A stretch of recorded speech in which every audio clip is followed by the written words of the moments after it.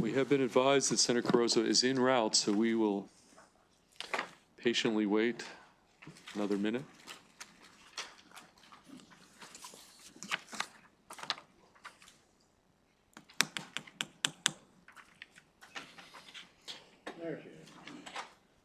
Okay, Senator Carrozza is here. We shall proceed.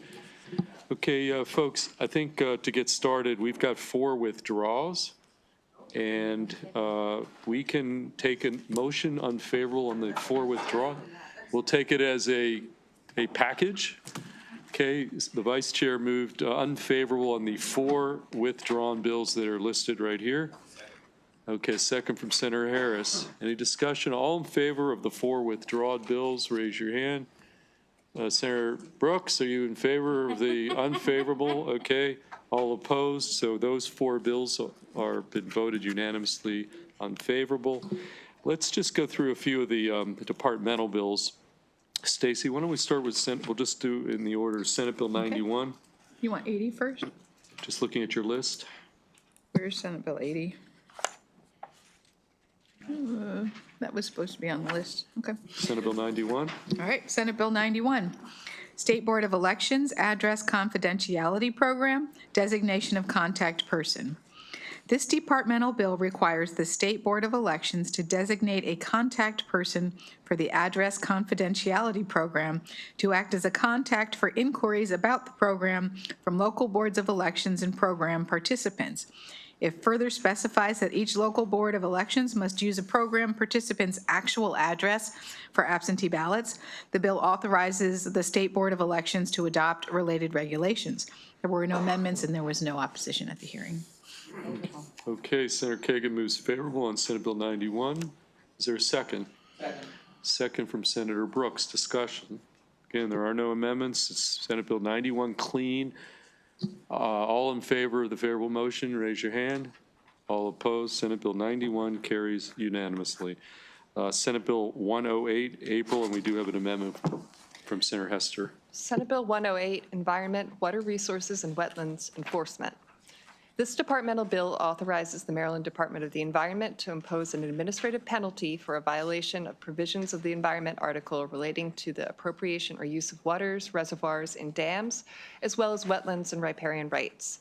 The bill also expands the department's authorization to use administrative orders for violations related to waterway construction and dam safety, standardizes related administrative notice and hearing procedures, and specifies that under existing civil penalty provisions relating to wetlands and riparian rights, each day is a separate violation. There is an amendment that I just passed out on your desk from Senator Hester.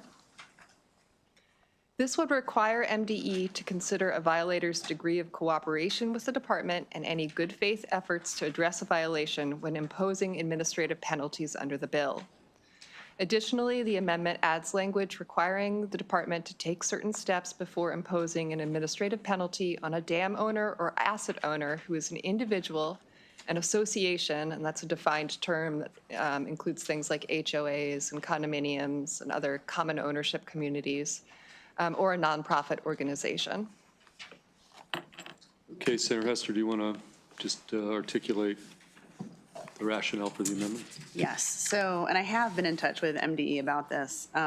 So last year was the first year that we started the registry of all these dams, and some of them are small ponds on farmers' fields or in HOAs, or the county owns them.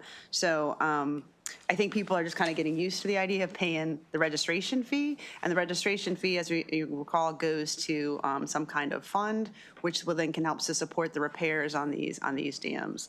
And so when I talked to MDE, they were saying, well, their only course of action right now is to take people to court, and these fines would be able to give them some enforcement policy. I said, well, I don't want some farmer Brown to get a $5,000 fine on the first day of a letter from MDE. And they said, well, we don't do that anyways.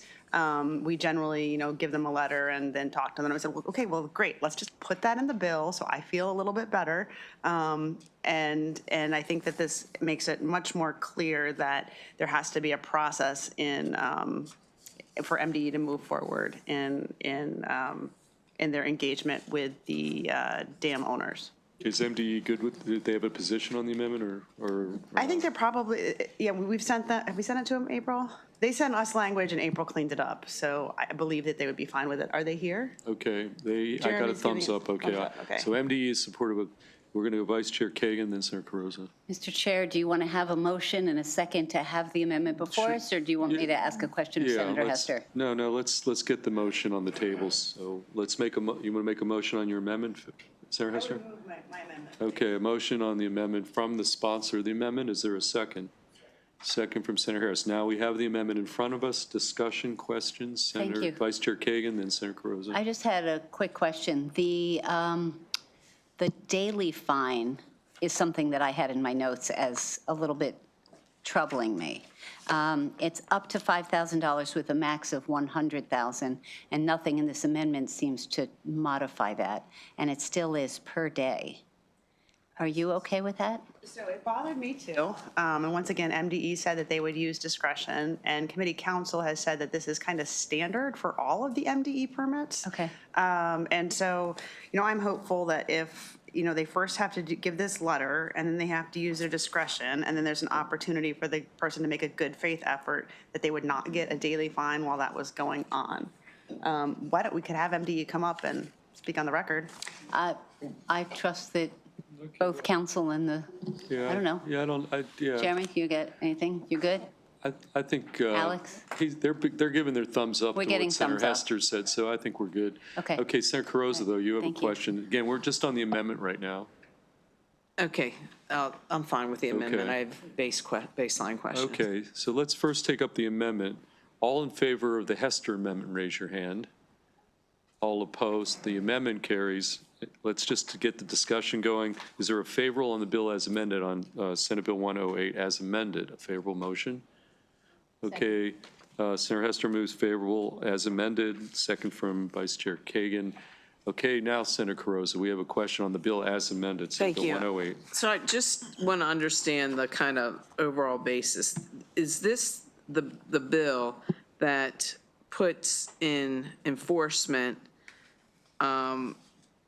either, I'm trying to understand if the enforcement was already set and this bill's coming in and adding enforcement, and now your amendment basically then, recognizes some good faith efforts to address the issues. So I guess I'm going back to what prompted the bill. Fiscal note gives a little more background, but essentially, right now, MDE's only options for enforcing both the dam safety provisions or the other ones, is things dealing with wetlands permits, essentially, is to take a person to court to do a civil penalty. This would give them the option of doing an administrative penalty, which is, the department is imposing that penalty, and it's subject sort of to an administrative process. You could go before an ALJ, an administrative law judge, and that sort of thing to counter it, but it takes it out of the court system, or gives them the option of taking it out of the court system. Okay, I better understand. Thank you. Okay, additional question, and, you get sued in court, you got to go hire a lawyer. I mean, the legal fees just to maybe even to defend it. I mean, this makes it a little more flexible from an administrative standpoint. But, okay, additional questions? Okay, seeing none, we have a motion on the table as amended. Senate Bill 108 is in front of us. Any further discussion before we take a vote? Okay, all in favor of Senate Bill 108 as amended, raise your hand. Okay, all opposed, we've got Gallion, Carrozza. Did you take were you, okay, so that bill carries 9-2 as amended, Senate Bill 108 as amended. Let's next go, April, to Senate Bill 178. Senate Bill 178, Chesapeake and Atlantic Coastal Bays Critical Area Protection Program, Standards and Procedures. This departmental bill makes clarifying and corrective changes to provisions governing the Chesapeake and Atlantic Coastal Bays Critical Area Protection Program.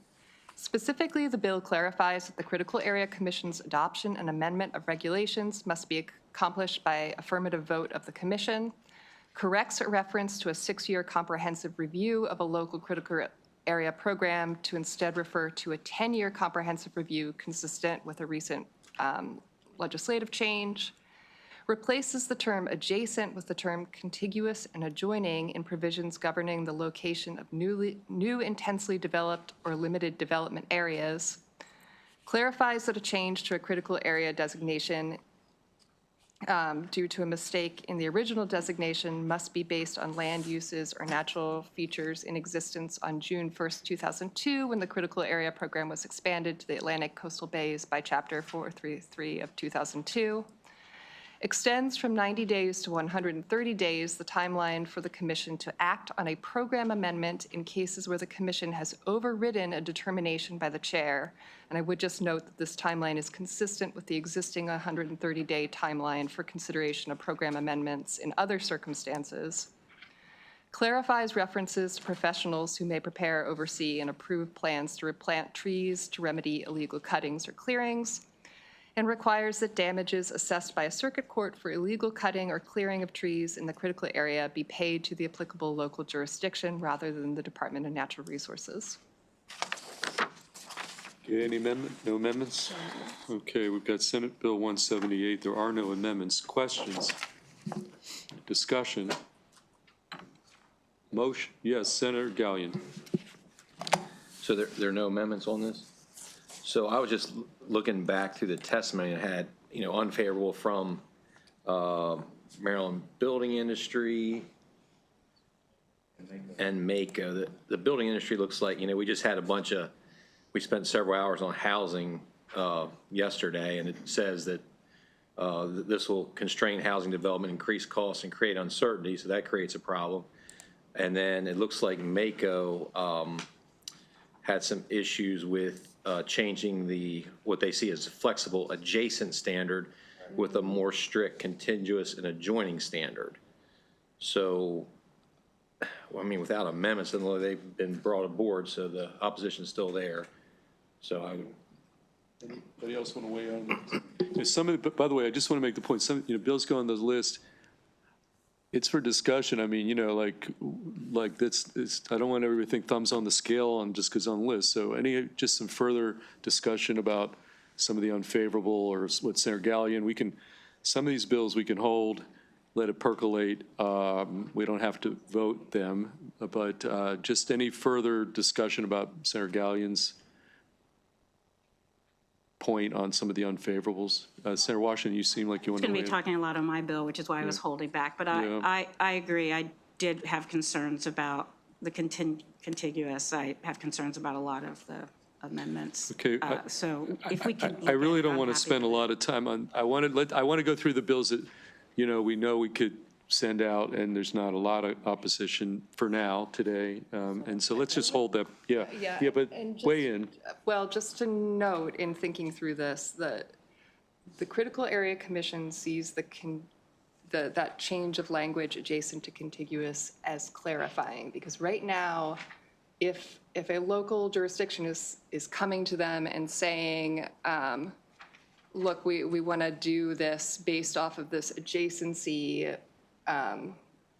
provision, the commission still has the final say on whether or not that qualifies as adjacent. And right now, they are interpreting adjacent to mean contiguous. So they are already denying these based off of that determination, and they are seeing this as clarifying it in the law. I'm not saying don't hold it. I'm just putting that out there. And people from the Critical Area Commission are here, Eric Fisher and. Yeah, I don't want to have another bill hearing. What I would say is, okay, that's sort of portrays the bill a little bit differently, but you all can re-educate the committee, and other folks who are listening here can re-educate the committee. So let's hold that, and we're going to just maybe let this percolate a little bit until we really know where we want to come down on this bill. Let's back, just staying with the departmental bills, let's go to Senate Bill 184. Devin? Senate Bill 184, Office of the Attorney General, Environmental and Natural Resources Crimes Unit Reporting Requirement. This bill alters the date by which the Attorney General must submit an annual report to the Governor and General Assembly on the activities of the Environmental and Natural Resources Crimes Unit and any actions taken by the Maryland Department of the Environment or the Department of Natural Resources in response to findings and recommendations of the unit. The bill also specifies that the report must cover the activities of the unit during the previous fiscal year. The date changes from November 30th to October 1st, and the bill takes effect July 1, 26. There were no amendments, no opposition. Okay, now this is a no amendments, no opposition bill, Senate Bill 184. Questions for Devin? Okay, any motions? Okay, Senator Carrozza. So is this simply a date change? It is. It doesn't change either more or less what's required to be, No, if you recall during the testimony, they'd have to do two reports, and the reports' dates are different, and the same information is contained in both their reports. So they're altering the date so that they only have to do it once. I understand. I remember this bill hearing. Okay. Okay, Senator Gallion moves favorable, second from Senator Harris. Okay, all in favor of Senate Bill 184 clean, raise your hand. All, Senator Hester, you raising your hand? Senate Bill 184, I don't want to assume anything. All opposed? Okay, Senate Bill 184 carries unanimously. Let's go to the next page. We will come back to the bill we jumped over because I think that one's going to. We're on Senate Bill 200, Devin. Senate Bill 200, State Government Council for Open Data, Membership and Responsibilities. This departmental bill modifies the name, membership, and responsibilities of the Council on Open Data. The bill takes effect July 1, 2026. There is an amendment in reprint beginning on page 9 of your packet offered by Senator Hester.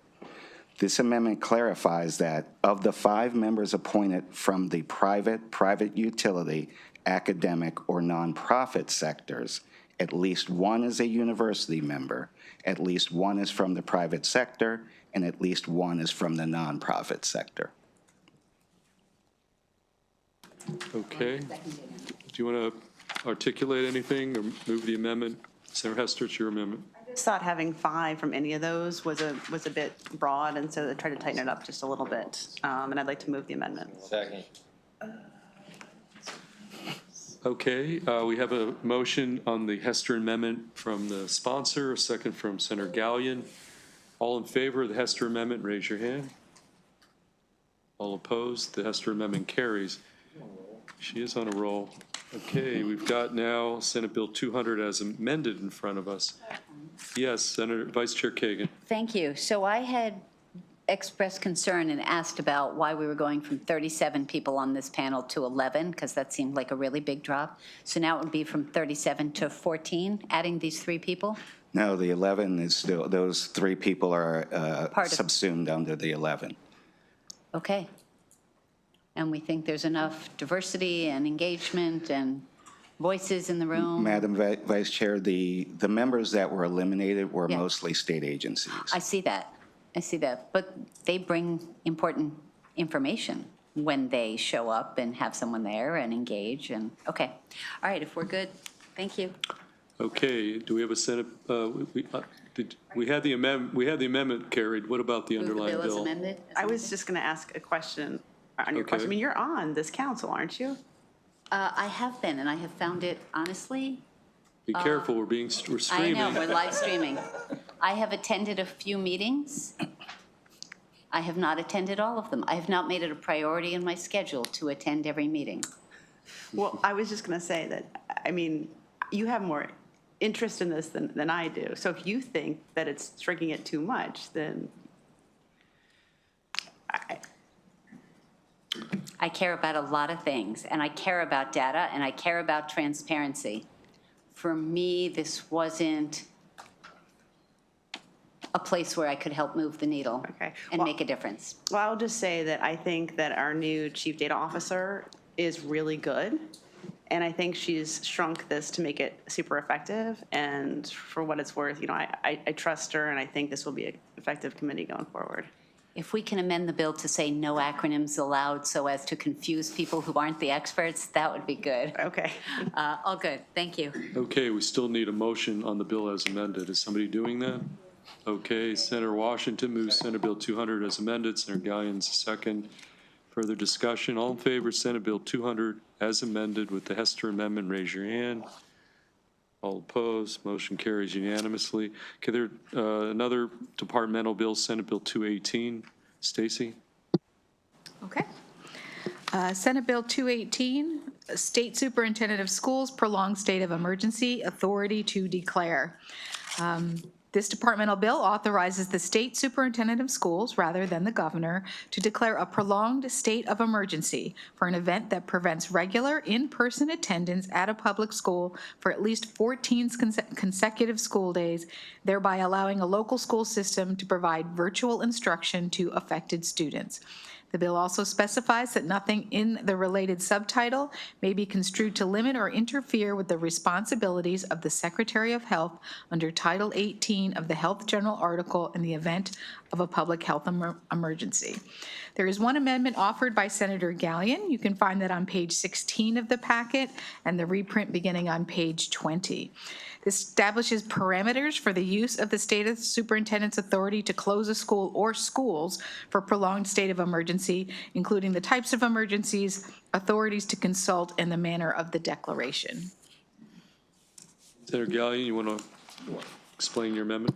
So I think you did a pretty good job explaining it, but just, I had a meeting, I think, yesterday with MSD. Ms. Harper was there, and they look like they're all on board with this, so I'd like to move the amendment. Okay, so MSD, Vaughn, they're good with this Gallion amendment? Maryland State Department of Education, okay. Okay, questions just on the Gallion amendment? Okay, and you move the amendment? Senator Gallion, is there a second from Senator Washington? All in favor of the Gallion amendment supported by MSDE, raise your hand. All opposed? Okay, that motion carries. So we do have Senate Bill 218 as amended in front of us. Anybody want to? With the bill as amended. Okay, Senator Harris moves Senate Bill 218. Yeah. Can I ask a quick question? Before the. Before the vote? Well, we didn't vote. We're trying to get a motion in a second to get the discussion. It's a question, it could be about the amendment or the bill. I can wait. You tell me. Okay, we already did the amendment. We already Yep. adopted the amendment. Okay, let's get the discussion on the table with an actual motion in a second. Motion from Senator Harris on 218 as amended, second from Senator Simon-Ayer. Okay, now questions, discussion on Senate Bill 218 as amended. Thank you, Mr. Chair. This might be a question for council. It says that the superintendent can close for at least 14 consecutive days. Can the superintendent, is there anything in this bill that says the superintendent gets to say when we reopen as a result of the civil disaster, the public health emergency, blah, blah, blah, being in the rearview mirror? The assumption is that with the authority to close infers the ability to reopen. And given that this is a prolonged state of emergency and they have to have a plan as part of their plan to reopen, then yes, I would say that the school, the superintendent, the county board, they will all be getting together to try to understand when the date to opening is. For example, if it's a public health emergency, in this case, the precipitating event was a school that had asbestos Yes. and mold, and they needed this authority to close that school. Well, the remediation is going to take a certain percentage of time. Rather than bus students to all different schools, this would allow them a different path to prevent Totally support the education. So- concept. We just, it's implied that Right, if because they they have can to have close, as that they part can of the open. plan, they Okay. have to have something about reopening. Thank you. Okay, further questions. Senator Carrozza on Senate Bill 218 as amended. Thank you, Mr. Chair. And Stacy, maybe this is for clarifying, because I think, this is obviously an authority the governor has, that this would be a new authority for the superintendent. Is the reason the new authority for the superintendent would be justified is that there are certain situations that don't rise to a level that the governor could make that declaration? Exactly. I mean, in that circumstance where it's a school who has been determined to have asbestos or a health emergency, or just a school or a couple schools in, say, Garrett County or Worcester or Prince George's, the governor is not going to declare a state of emergency for that purpose. So they identified this is the best way to get those schools in the, get the students still learning under a plan that already exists rather than trying to work it out through the governor. Okay, so I'm going to state the obvious, but I think the obvious should be on the record. So it would be used only, this new authority for the superintendent would only be used in limited situations. Well, adopting the Gallion Amendment, it would state specifically the parameters in which the state superintendent could use it. A natural disaster, a civil disaster, a public health emergency, or a specific security threat identified by federal, state, or local law enforcement. In making the declaration, the state superintendent must consult the governor if appropriate. And then there's a list of other agencies. They have to issue it in writing. They have to give reasons for doing it. So it establishes kind of a structure. That's why I voted for the Gallion Amendment. Thank you. Okay, additional questions? Again, we're on Senate Bill 218 as amended. We did have a motion and a second. Okay, let's just take a vote. All in favor, Senate Bill 218 as amended, raise your hand. All opposed? That motion carries unanimously. Okay, there's two bills that are no amendments, no opposition. I just want to get them on the table. Senate Bill 257, Senator Simon Ayers' bill, April. Senate Bill 257, Mel Noland Woodland Incentives and Fellowship Fund reporting. This bill requires the Department of Natural Resources to report to the Senate Committee on Education, Energy, and the Environment and the House Environment and Transportation Committee on the amount of proceeds distributed to the Mel Noland Woodland Incentives and Fellowship Fund during the immediately preceding year from the agricultural land transfer tax imposed on instruments of writing that transfer title to parcels of land that are entirely woodland, and two, if the department is uncertain about the total amount of such proceeds, the uncertainties and the actions required to resolve them. Okay, there's no amendments, so questions for April on Senate Bill 257 from Senator Simon Ayers. Okay, any motions? Okay, Senator Carrozza moves favorable on the bill. Is there a second from the sponsor? There is. Discussion. Senate Bill 257 clean. All in favor, raise your hand. All opposed. Senate Bill 257 carries unanimously. The other bill was the Augustine Zucker bill, Senate Bill 280. Senate Bill 280, Natural Resources State Parks Terminology. This bill changes certain references to state historical parks and provisions enacted under Chapter 39 of 2022, or the Great Maryland Outdoors Act, to simply refer to state parks, and references to two specific parks required to be established under Chapter 39, the Freedmen's State Historical Park and the Port of Deposit State Historical Park, to refer instead to Freedmen's State Park and Port Deposit State Park. And just note that despite the bill's removal of the word historical from those references, the historical nature and purpose of those parks expressed in statute is not changed. This is just to be consistent with, we don't currently have any sort of designation for state historical parks versus state parks generally. Okay, any questions for April on Senate Bill 280? Any motions? Okay, Senator Gallion moves favorable. Second from Senator Watson. Okay, all in favor, Senate Bill 280, raise your hand. All opposed, motion carries unanimously. Now let's go to some of the other bills. We held a bill, Senate Bill 225 from Senator Washington last session. There was an amendment that she had proffered. We had MDE here. The question was like, will this create a fiscal note, et cetera? So just refresh everybody's memory about the bill, and then Senator Washington may want to weigh in, but let's get a conversation going about this bill. So April, Senate Bill 225. Senate Bill 225, Environment, Interjurisdictional Watersheds, Flood Management.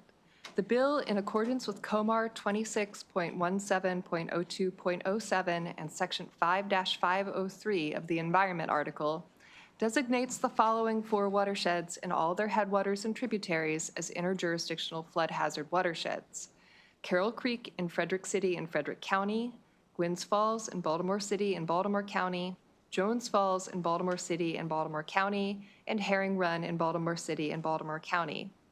As introduced, the bill also requires the Department of the Environment to designate the Patapsco River as an interjurisdictional flood hazard watershed.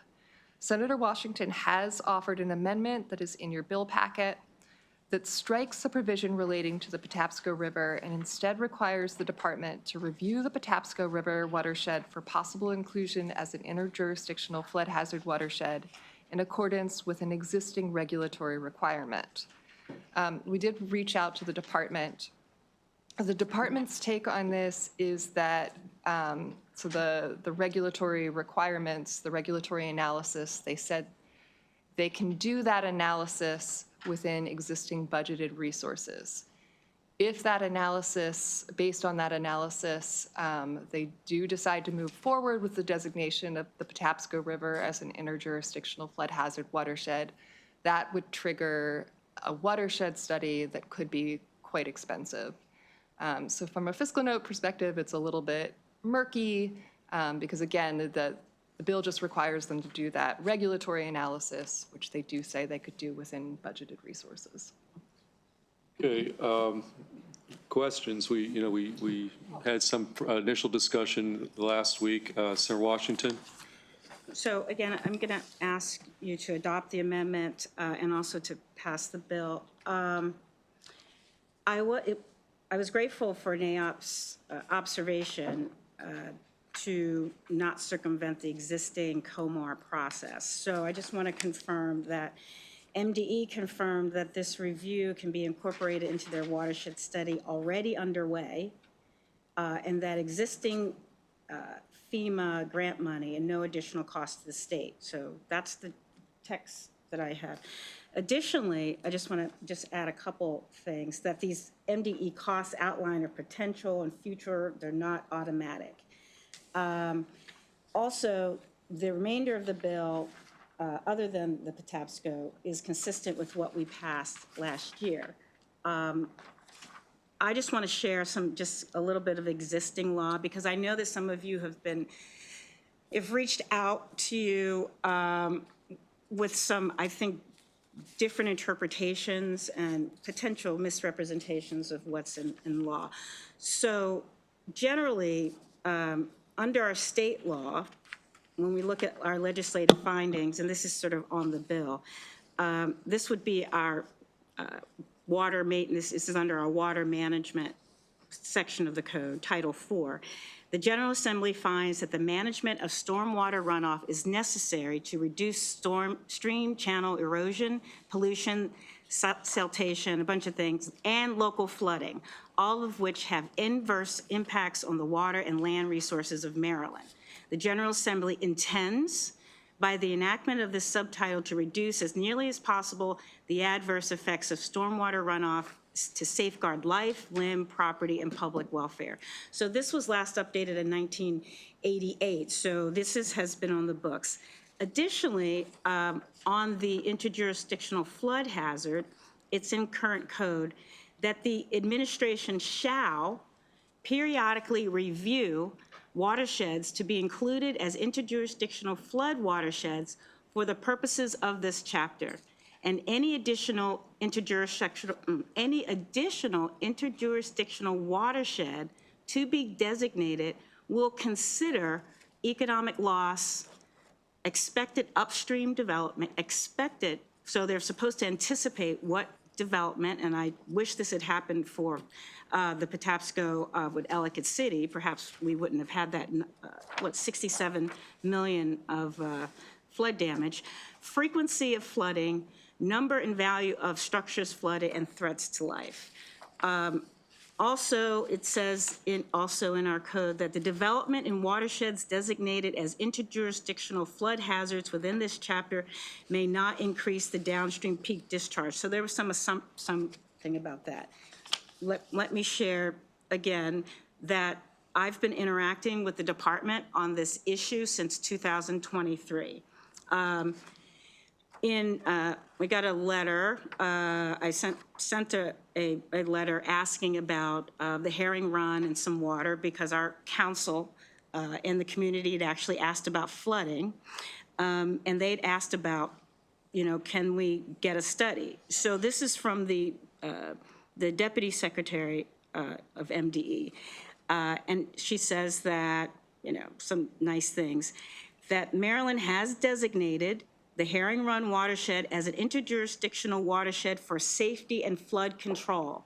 That is what they said. And they also said that that requires watershed studies and plans, stormwater management, including quality control. So they had already established that. With regard to the Patapsco, existing regulations, the Jones Falls is a part of the Patapsco, by the way. So the Jones Falls is already established as an interjurisdictional flood zone, and so this would be actually in law 5-503. Last year, when we passed the bill, the department gave a letter, actually gave a response that was kind of in direct contrast to what the secretary had said.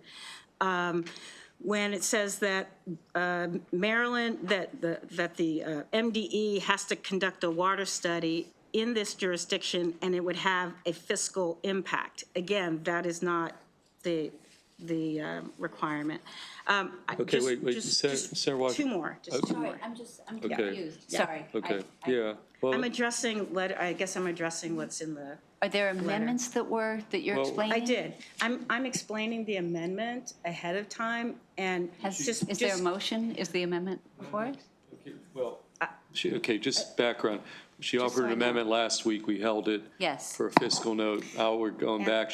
I guess, I think you're trying to articulate what this amendment does. Right, so. and Got it. also during that time, a number of entities that are not interested in us fully, that I know members have been contacted, have been provided misinformation. And Got so it. I'm just trying to address that on the record. Sure. And in fact, I got a text from the secretary that same day that said, yes, we should be she says, oh, we should be doing this anyway. Okay. All right, so that's all. If I've convinced you, if we're done, it's just that I have attempted to work with the department. I've Sure. attempted to go through the things, and they continue to provide, or there continues to be misrepresentations of what our law is and what the requirements Got are it. under that. Well, I So think- I was just, I think, sorry, okay, let me, Mr. Chair. no, I was just going to say, I think now, if folks have some confusion or questions, would be an appropriate time just to articulate them. Yeah. So Vice Chair Kagan. Thank you, Mr. Chair. No, I just didn't have enough notes in here, and I you're see everyone favorable, and so I didn't know whether there was controversy that we were trying to sort of noodle through, and that's, I was just getting Okay. lost. There's no controversy? No We're controversy. favorable. Is the Okay. bill on? I think that, yeah, let's go around the horn, because I mean, again. we held it because there was a. Well, I think, it's a little, for those of us who are not, in that area, it's a little, not so easy to follow. I'm just being candid with you. Senator Carozza. Going back to last year, I thought there were some questions that came from Frederick County. Right, and we resolved that Were those- they don't have to, they already have their, they've already been designated in law, in regulation years ago, so they didn't have to redo it. So that was not So correct. They did this- not have to. This current bill impact it. doesn't affect Frederick County? Well, it establishes them in law as an interjurisdictional flood hazard zone, but they are already established in code. There's just different parts in code, and so it brings it into, in Comar. So it brings it into our state law. Okay.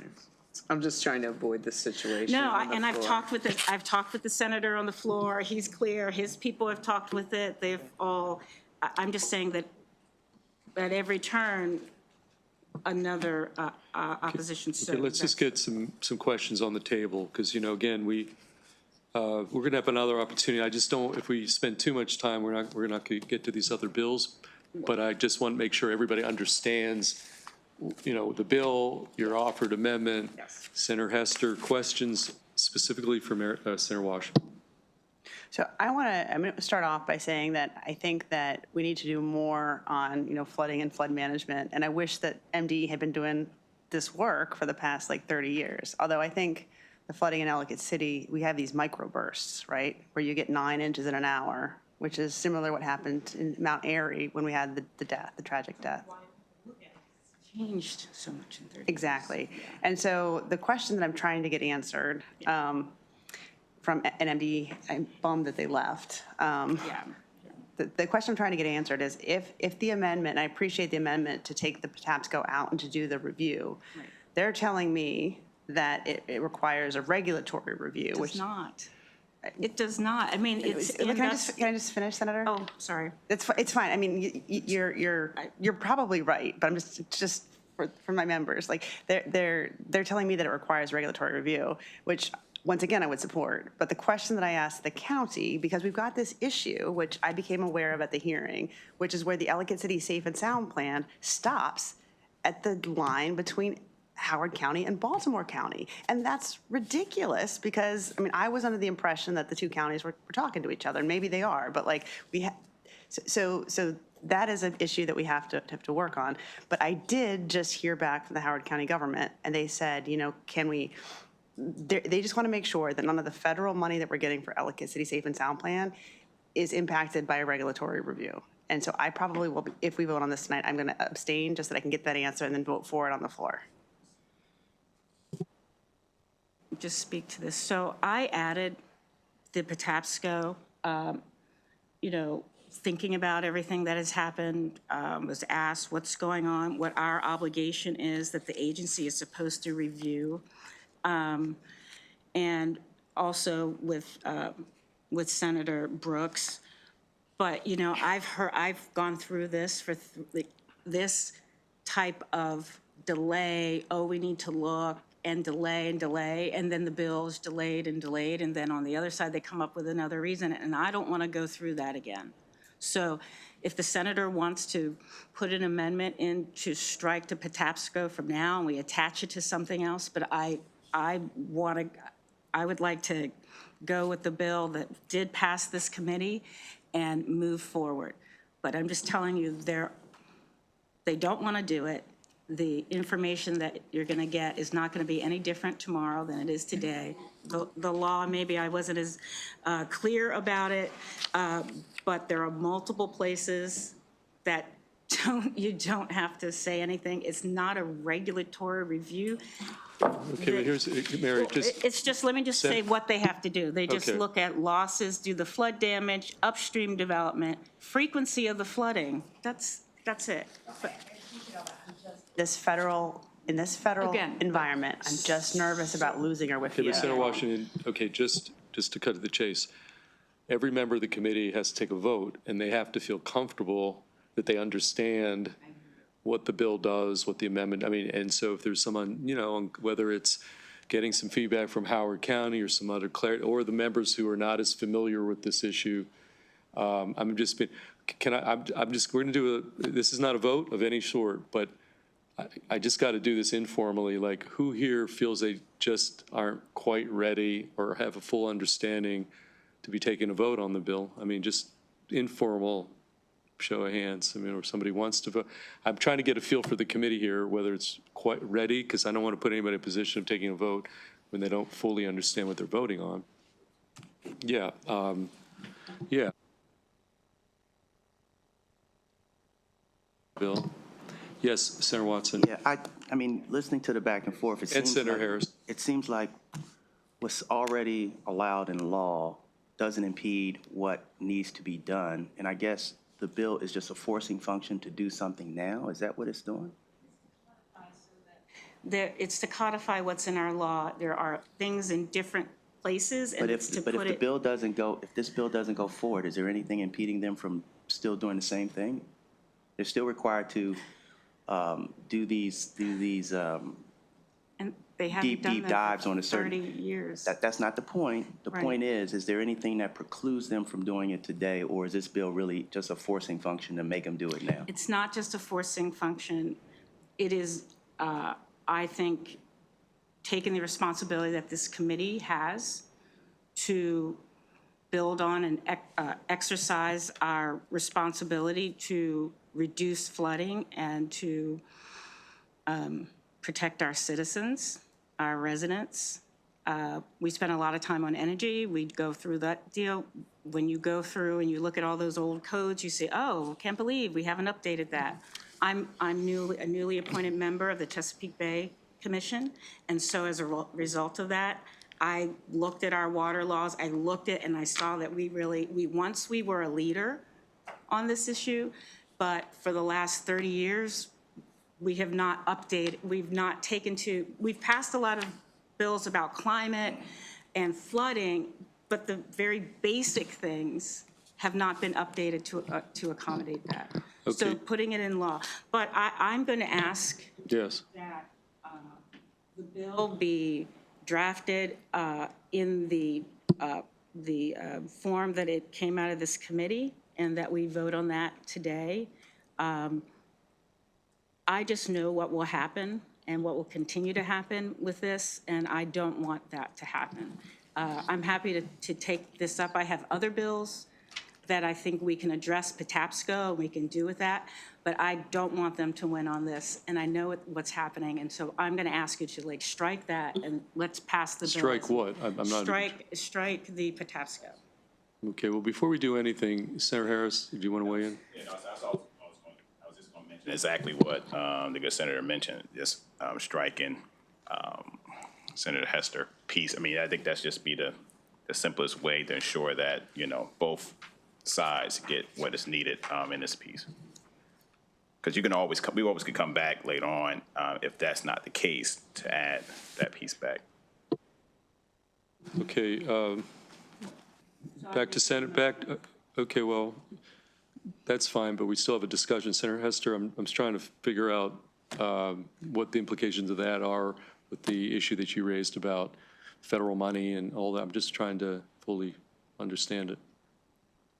I feel really badly because I know this is so important to you, but in the absence of knowing, I would accept the amendment, but I know that there is an issue that we have to work on. Absolutely. That's your, I was looking out for other parts of the county. I don't represent those. I mean, I represent it as a senator, but I was adding in it, but I don't want to risk this, which I know how it's going to turn out, and delay, and I want to just pass what we passed, so we're not revisiting the arguments that we had on the floor. This way, it just goes out, and then we go over, and I can deal with it on the House. Sounds good. Okay, so do you know what we're doing here? We're, okay. Right, so just to restate that amendment, this would be on page 3 of the bill, just strike in their entirety lines 9 through 14. So there would be no mention of the Patapsco. So this would simply be requiring designation of Carroll Creek, Gwynns Falls, Jones Falls, and Herring Run, consistent with provisions currently in regulation and other sections of the code. Okay, do people get that? Okay, are you making a motion to, on that amendment? Senator Washington, second from Senator Harris. Okay, on favor? You want to clarify? Clarifying question. Vice Chair Kagan. Senator Washington, with this amendment, then that puts it in the exact posture of what this committee supported last year in this committee and sent to the floor. Thank you very much. Okay, so we need to take a vote on the, we need to take a vote on the amendment. All in favor of this amendment or verbal amendment, raise your hand. All opposed, motion carries. We now have Senate Bill 225 in front of us with that amendment. Discussion? Motion? Is there a motion, Senator Washington, on Senate 225? Okay. Senator Simon Ayer moves, takes one, and second from Senator Hester. All in favor of Senate Bill 225 as amended, raise your hand. All opposed, that motion carries. Okay, let's see if we can get through a couple of these more. Okay, Senator Simon Ayer, Senate Bill 215, Devon. I had to wake up. Senate Bill 215, Veterans and Uniformed Services, Maryland Veterans Trust Fund, and application of laws. This bill generally extends applicability of certain provisions related to local government personnel, trout stamps, and landlord-tenant remedies under tenant holding over actions to definitively include all members of the uniformed services. In addition, the bill makes other clarifying and conforming changes. Judicial proceedings is secondary on this bill. Any amendments? No. No amendments. No opposition. Okay, questions on Senate Bill 215 from Senator Simon Ayer? Senator Simon Ayer moves favorable, second from Vice Chair Kagan. All in favor of Senate Bill 215 Raise your hand. All opposed, motion carries unanimously. Senate Bill 243, Senator Simon Ayer. Devin? Senate Bill 243, Uniformed Services Spouses Act. This bill expands eligibility for priority registration for courses at public institutions of higher education, extends eligibility for veteran services at community colleges to veteran spouses, expands eligibility for senatorial and delegate scholarships to active service members' spouses, expands eligibility for hiring and promotion preferences relating to veterans, and expands the veterans eligible for credits on selection tests for applicants of specified state and local employee positions. There is an amendment, it's not in your packet because it's a co-sponsor amendment, adding Senator Kramer as a co-sponsor. Okay, does anybody else want to go on this? Anybody else want to go on the sponsored amendment? We've got Senator Watson, Senator Attar, Senator Brooks, Senator Harris, Senator Carrozza. Devin, you got it? Tar, Brooks, Harris, Carrozza. Carrozza.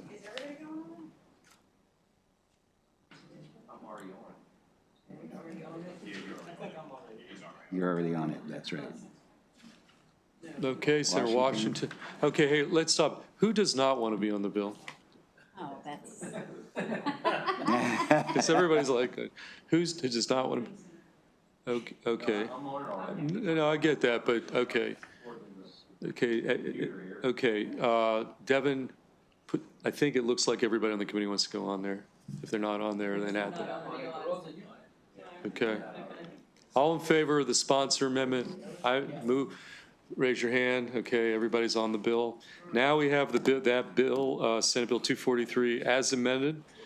Senator Harris moves favorable. Second from Senator Brooks. The two our veterans. All in favor, raise your hand. All opposed. Senate Bill 243 carries. Senator Gallion, Senate Bill 256.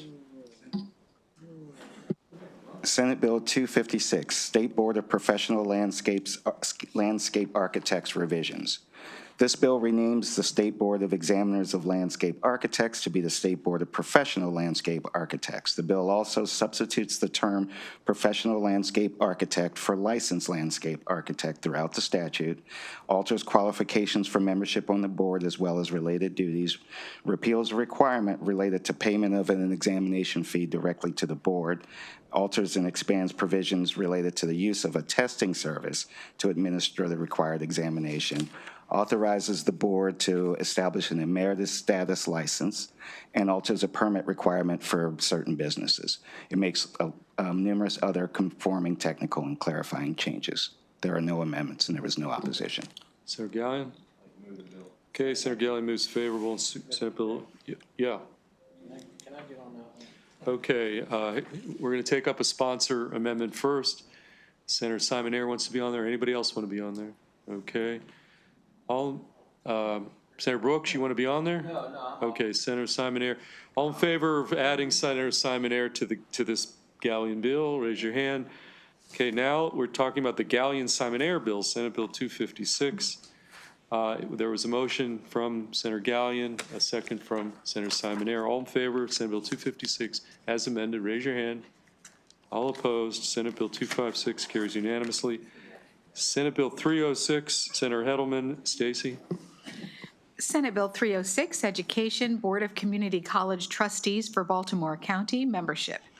This bill reduces the Baltimore County Board of Community College Trustees by 4 members by eliminating 5 councilmanic district seats and adding 1 at-large seat. As a result, the bill aligns district-based trustee representation, reduced to 1 member per district under the bill, with the County Council's 9-district structure in effect for the 2026 election cycle. The bill also accommodates the smaller board by 1, specifying the trustees whose terms must expire or who must shift to a new district, and 2, staggering the terms of newly appointed trustees. There are no amendments, there was no opposition, and we have a local letter. Okay, is there a motion from Senator Brooks, favorable, second from Senator Washington? All in favor, Senate Bill 306 clean, raise your hand. All opposed, motion carries unanimously. The final thing before we adjourn, I don't know that we're going to vote yet, but I do need to get some feel for the committee on one piece of legislation that April's going to describe. Senate Bill 181 on the front dealing with lead and lead-based ammunition. And so I want to allocate 5 minutes. I just need folks to give me a sense of their thoughts on the bill, discussion. We're not going to vote it, but I do need to get some feel for the committee on this piece of legislation. So, so April, why don't you just refresh everybody's memory, describe the bill, and then we'll get a short conversation going so we can get that, I can get that feel. Senate Bill 181, Hunting Lead and Lead-Based Ammunition Phase Out. This bill requires the Department of Natural Resources to phase in a requirement that non-lead ammunition be used for hunting of all game species by July 1st, 2029, with the phase-in period beginning July 1st, 2027, subject to a requirement that the department authorize the use of lead ammunition for muzzle loaders, handguns, rifles, and shotguns if non-lead ammunition is not commercially available for the specific weapon. There is an amendment in your bill packet. It's fairly non-substantive, but it updates the preamble language and substitutes the word firearm for the word weapon in the provision related to the commercial availability of non-lead ammunition. Additionally, the following individuals have requested to be added as co-sponsors: Senator Brooks, Senator Harris, Senator Kagan, Senator Mary Washington, Senator Watson, and Senator West. Those people want to be sponsors. Okay. Okay, well, thank you. Maybe that gives me that feel. Okay, let's get a, okay, that does adjust my thinking a little bit here, but okay, any further, Senator Harris, just get some questions on the table. Right, so. And then with that, like when we meet next time, we'll take this up for a formal vote. But yes, Senator Harris? Absolutely. So something to think about. So the bill makes sense, right? Bill makes sense. The only question that I started to get from folks, especially in the rural areas, what do they do with all the ammo they already have? And like, you know, 'cause obviously that stuff is purchased in bulk. And so how do they handle that piece? And the question is, can they be grandfathered in, right? Which sounds, okay, cool. But how do we determine, like when did you grandfather in? How long does that go? Like, you know, for, I'm not sure about that, but the bill makes sense. And I also get the sensitivity on the piece of what you do with the ammo that you already purchased, already have in your possession. Okay, let's go around. Let's just get some conversation. Vice Chair Kagan? Yeah. I was just looking in the bill, lines 14 through 16 on page 3. I'm sure April was ready to say that. They've got, they'll have 3 years to use the ammunition they already have, which is kind of a long time. When we banned styrofoam food packaging, we gave restaurant owners and stuff a really long time to use their current stock, and then said, okay, now it's time to switch. So. Okay, Senator Hester? So I've been getting the same kind of comments from the farmers in my district, but so if their concern is like about the cost, like what is the cost differential between the non-lead and the lead ammunition? Is it large? She testified about that. I do believe that we have testimony on that. So if you give me a minute, I might be able to find it.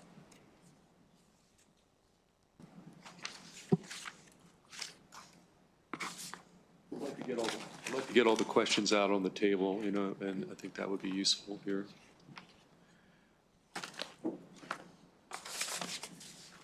Okay, while you're looking, Yeah, this is going to take me a Senator Brooks, why don't you weigh in, and then we'll. Right, I had a conversation with the sponsor, you know. The thing that convinced me is the fact that when you use lead, even though you think you think about the fact that that animal is still, you know, alive, and that lead just goes throughout the body, you know. So it's very, very, very unsafe, you know. And that, in addition to the fact that if that animal were to go away and not recover, then other animals feed on it, and that just creates an additional problem. So that was the thing that convinced me to Okay, I suspect Senator Gallion may have a different view on this piece of legislation. Yeah. So I'm just rereading some of the statements, but starting off with, you know, DNR already has a big job. They're regulating like how much you can, you know, hunt, like as far as animal limits, stuff like that. now that this is going to turn DNR into the bullet police now and give them an extra thing that they have to do, which is problematic. But it's and I'm going to, I was rereading Farm Bureau's opposition. It creates another state-specific mandate that puts Maryland farmers, hunters, and rural communities at a competitive disadvantage compared to neighboring states. They call it a burdensome standard. And as far as, people getting sick from this, I don't know if this is a big bill hearing, even though we heard this bill just like the previous year. I think we had like 10 people that were here to testify on it, 8 or 10. I mean, it was a pretty long hearing. I made it through most of it. But one thing I didn't see was any direct evidence of someone who's eaten something and gotten sick from this lead in the state of Maryland. I don't remember seeing that. So I'm not sure. I think there's a few other states that may have done this, but none of the surrounding states. So, I don't think this is something in a time when all the other issues we're dealing with is something that we should be putting out on the floor, quite frankly. So that's my 2 cents. Okay, any additional comments, and then we're going to adjourn. Everybody's weighing in. Senator Hester, you want to weigh in here? One other, isn't there, because I talked to the senator about this bill, and broadly, I think it's the right thing to do. We just got to make the transition works. Is there a process in the bill that allows for the Secretary of DNR to make some exemptions if it's not available? So the availability and the cost, I think we just got to make sure that our farmers can work with that.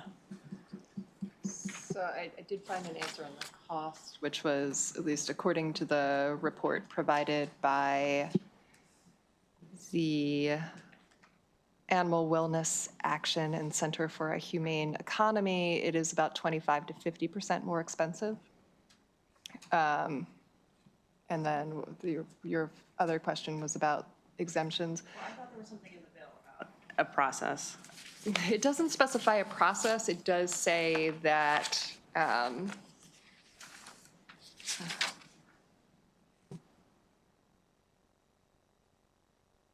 it just says that the department shall authorize the use for if non-lead ammunition is not commercially available for a specific firearm. Okay.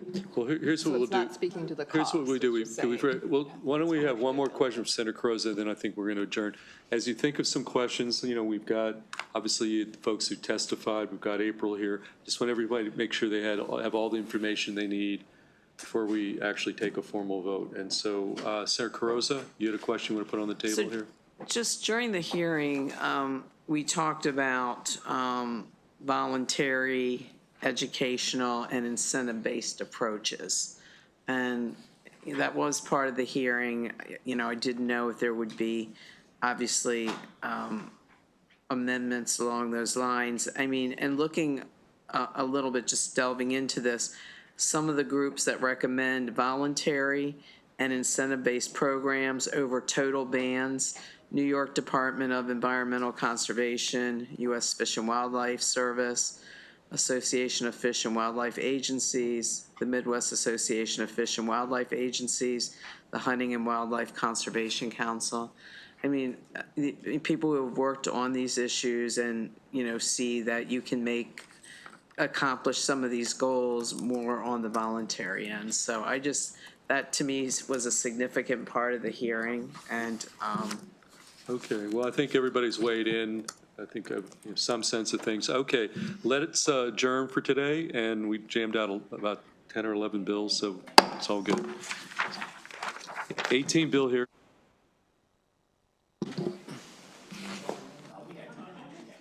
Plenty of time. Only 15 bills tomorrow.